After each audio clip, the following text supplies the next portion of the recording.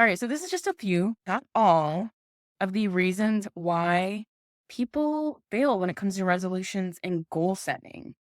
And this isn't just in January, this is just overall, no matter what time of year it is. The first one is being overextended. It's easy to get a little too enthusiastic when making resolutions or goals or making your dreams happen. After all, if one or two resolutions are a good idea, then a dozen must be great, right? No. The problem is trying to do too much at once is a sure recipe for disaster. It's impossible to focus on what's important when you're jumping in a million different directions at once. I'm a true believer, and you can only do one thing really, really well at 100% at one time. I know there's this myth of multitasking out there, especially as women. We think we can do it all, or as women, we're really good at doing those things. But ask yourself, are you? Are you? It's each one of those things you're trying to do, get 100% of your attention, 100% effort. And does it come out to be perfect or near perfect or the best that you could put together or put out? Most of the time, if not all, the answer is no, right? Not only that, how do you keep track of what you're trying to build when it comes to habits if you're doing multiple things at once? It just becomes chaos, and we don't want that kind of energy because that's what's going to make you fail. It gets confusing fast, and honestly, it's no wonder why people give up. Overextended, burnout. All right. What can I compare this to? A race. Have you ever been a part of any kind of race, like long distance running, maybe a bicycle race, anything of that nature? If you have, you know how important it is to pace yourself. Imagine what could happen to everyone running the Boston Marathon if they started out in a dead heat, fast run, as fast as they could go, like sprinting at the beginning of the race. Very few, if any, would ever make it to the finish line, to be honest. And resolutions can be like that as well. You start strong because you're excited. Again, there's that energy there. You're excited about what you're doing, and you really throw yourself into making changes, but you quickly run out of steam. What most people don't realize is just how much enthusiasm is a finite resource. It's not forever, right?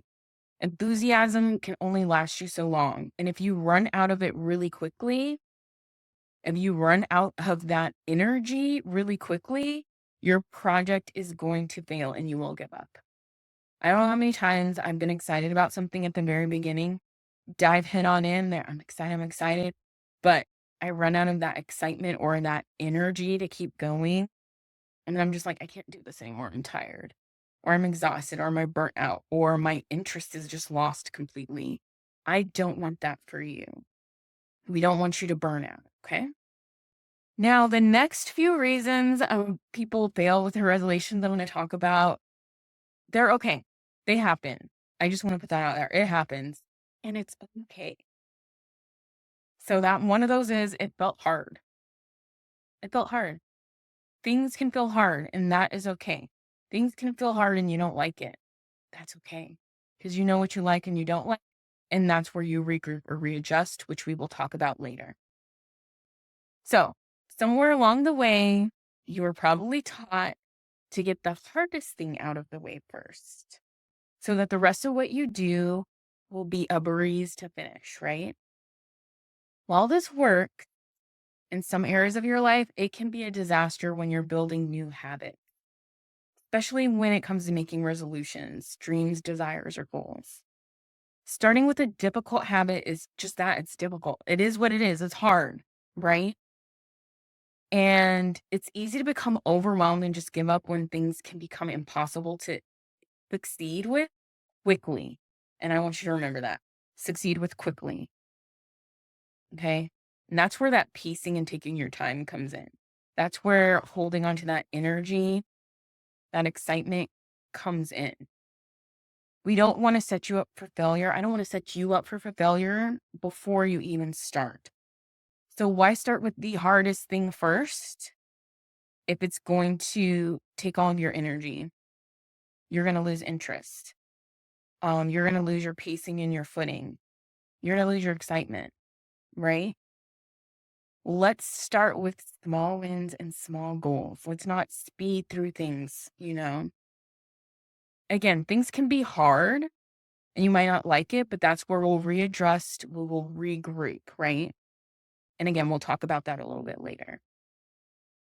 But I want you to make sure you are hitting the goals and the steps in a way where you're not going to burn out, where you can pace yourself, where you're still excited and you have the interest, where it's not so hard, you just can't keep going, right?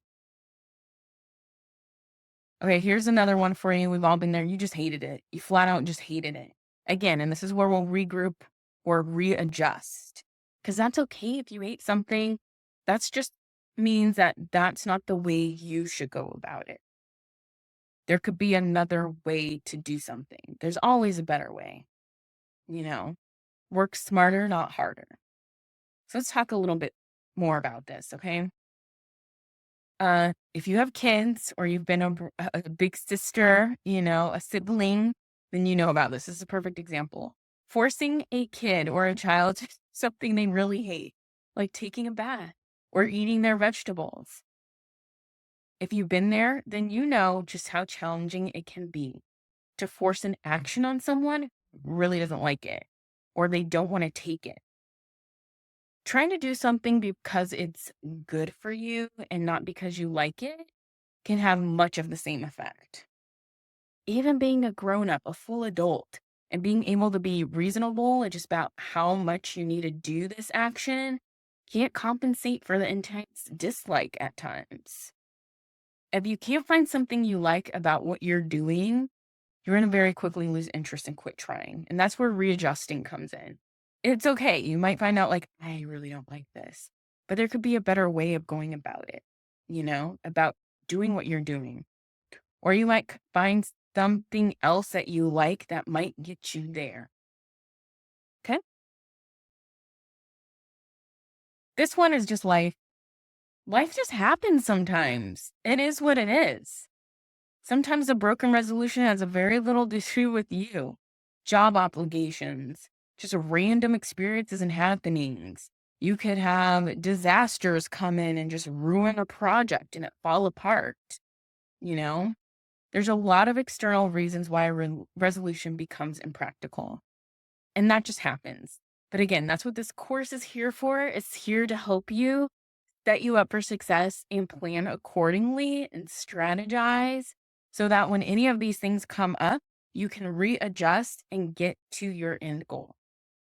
Okay, and here's another one. Sometimes you didn't quite know what to do or how to get started. That happens to a lot of us. And again, like you keep hearing me, probably like a broken record, say over and over again planning, strategizing.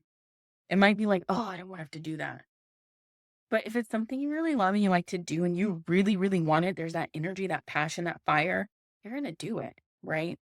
You're going to create that plan. You're going to make it happen. You're going to readjust. You're going to take your time. You're going to pace yourself, right? And that's one of the biggest reasons I think people fail is they didn't really know what to do. They didn't set themselves up for success. They didn't have a plan.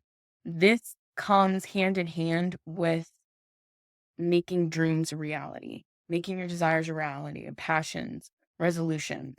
Just like in that instance that I gave you of me becoming a stylist in New York City, which did happen. It came true, you know? I ended up not liking it in the end. It wasn't for me, and that was okay. I found out other things that I love to do. Look at where I'm at right now. Okay. So I got off on a tangent. Let's dive a little bit more deeply into you didn't know quite what to do. So it's not unusual for resolutions to be too vague, and that's the first part of the problem. This happens when you get really, really big picture, like, I want to be healthy. I'm going to be healthy this year. Okay. But what does that mean?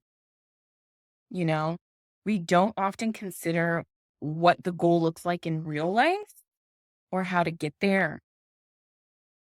Without something that you can measure or any kind of plan to reach the goal, you're likely not to get very far. It's just an idea and a dream. All right. So I hope that helped. We went through a lot in this module on why people often burn out or while their resolutions fail or they don't commit or keep to their resolutions, their dreams, their passions, their goals. And I wanted to talk through this because these are some things that you might face. These are things that you might have faced in the past.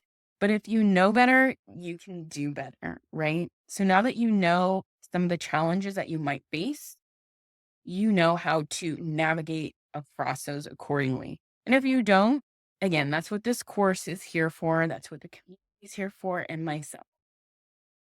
We're going to talk a little bit more about how to make the resolutions, the dreams and passions you have a reality in the next module. We're going to really start setting the foundations for what you want to create. Okay. We're going to talk a little bit more about focus, pacing, ease, fun, and time. We've already hit on some of those, but I wanted to go into them a little bit more deeply in the next module. Plus, it'll just serve as a reminder of some of the things that you need to consider when making your resolutions a reality.